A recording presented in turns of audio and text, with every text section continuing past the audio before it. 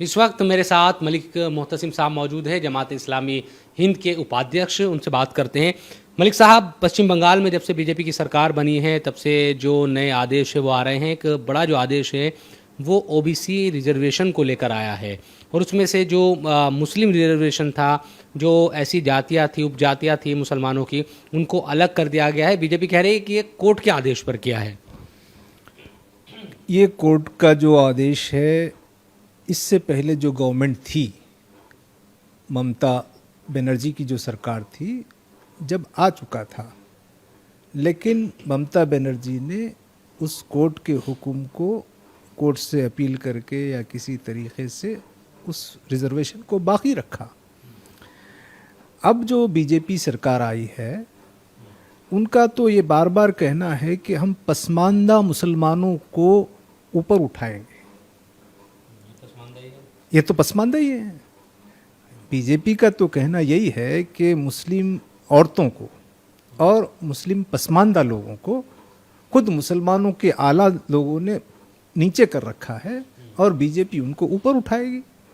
इसीलिए उन्होंने वक्फ का कानून लाया, इसीलिए उन्होंने बहुत सी बातें की। तो ये ऐसा क्यों किया? वो जो भी लोग हैं वो बैकवर्ड हैं। जैसे कोई धोबी होता है, जैसे कोई नाई होता है, अलग अलग जात के लोग हैं। तो पसमानदा जात के लोग तो मुसलमानों में भी हैं। तो वो मुसलमान होने से वो जात पसमानदा जात से निकल कैसे जाएंगे? तो ये तो यानी गवर्नमेंट को तो चाहिए कि जो भी पसमानदा हैं किसी वजह से, वो किसी मज़हब के हों, हिंदुओं में भी बैकवर्ड लोग हैं, एससी एसटी से हट के, उसी तरीके से मुसलमानों में भी है।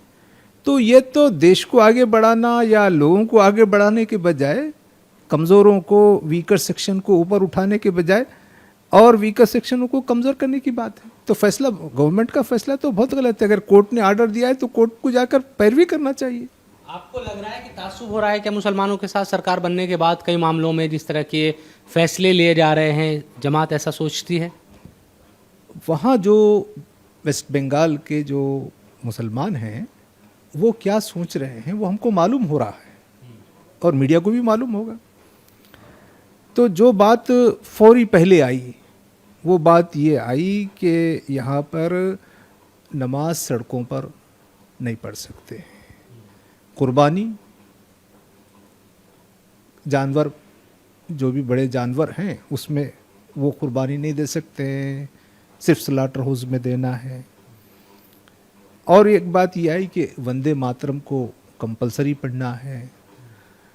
और उससे बढ़कर जैसे ही रिज़ल्ट आया था तो वायलेंस हुआ। ठीक है कि वो वायलेंस बीजेपी के लोगों ने तृणमूल कांग्रेस के लोगों पे क्या होगा, वहाँ की ये रीत है, लेकिन बहुत सी मस्जिदों को भी टारगेट किया गया।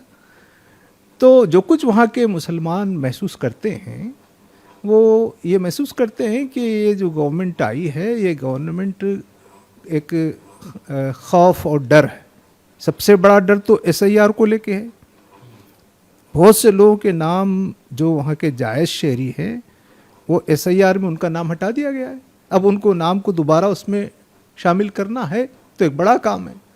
तो लोगों में तो खौफ है। इसलिए जो शुभेंदु अधिकारी है, नए चीफ मिनिस्टर हैं, हम उनसे समझते हैं कि वो जो मुसलमानों के अंदर जो डर, खौफ इन चीज़ों को लेकर है, उसको दूर करने के लिए उनके साथ बातचीत करें। वो चीफ मिनिस्टर हो गए हैं, उनका काम जो भी वेस्ट बंगाल के लोग हैं उन सब की खिदमत करना है, उनकी भलाई के लिए काम करना है। अभी बकरीद आ रही है, 28 तारीख को बकरीद है, उसको लेकर भी क्या ख़ास तौर पर पश्चिम बंगाल में, क्योंकि हम उत्तर प्रदेश में, दूसरे राज्यों में तो देखते आए हैं कि तमाम चीज़ें होती रही है पिछले 10 साल से। यहाँ तो सरकार बीजेपी की है सब जगह पर। पश्चिम बंगाल में हमने देखा कि ऐसे क्योंकि ये अपील की जा रही है कि इस तरह से कुर्बानी करे कि वो सेपरेट जगह हो, किसी को दिक्कत ना हो, ये तमाम चीज़ें। अब तक हमने कुर्बानी का जो सिलसिला देखा है कि वो कहीं भी बेखौफ या इस तरह से होती थी। अभी आप लोगों को कुछ शुबा है कि इस बार दिक्कत आएगी वहाँ कुर्बानी करने में? ये तो अब वक्त ही बताएगा, लेकिन जो वहाँ का आम मुसलमान है वो ये समझ रहा है कि ये जो गवर्नमेंट आई है ये हमको अपना मजहबी काम पूरी आज़ादी से करने में रुकावट डाल रही है। तो वो मुसलमानों का ये जो सोचना है, उस खौफ को दूर करना चीफ मिनिस्टर का काम है, लोग समझ रहे हैं। ठीक है, शुक्रिया बात करने के लिए। तो मलिक मुत्तसिम साहब जो ये कह रहे हैं कि पश्चिम बंगाल में चूंकि बीजेपी की सरकार आई है, कई ऐसे मामले हैं, चाहे वो मुस्लिम रिजर्वेशन का इशू हो या कुर्बानी का इशू हो, और भी कई चीज़ें हैं, इसको लेकर वहाँ के जो चीफ मिनिस्टर हैं नए, जो मुख्यमंत्री हैं शुभेंदु अधिकारी, उनको ये कोशिश करनी चाहिए कि जो वहाँ के मुसलमान हैं उनमें कोई डर पैदा ना हो, खौफ पैदा ना हो, बल्कि वो आराम से रह सके। ये तमाम चीज़ें जमात की तरफ से कही जा रही है।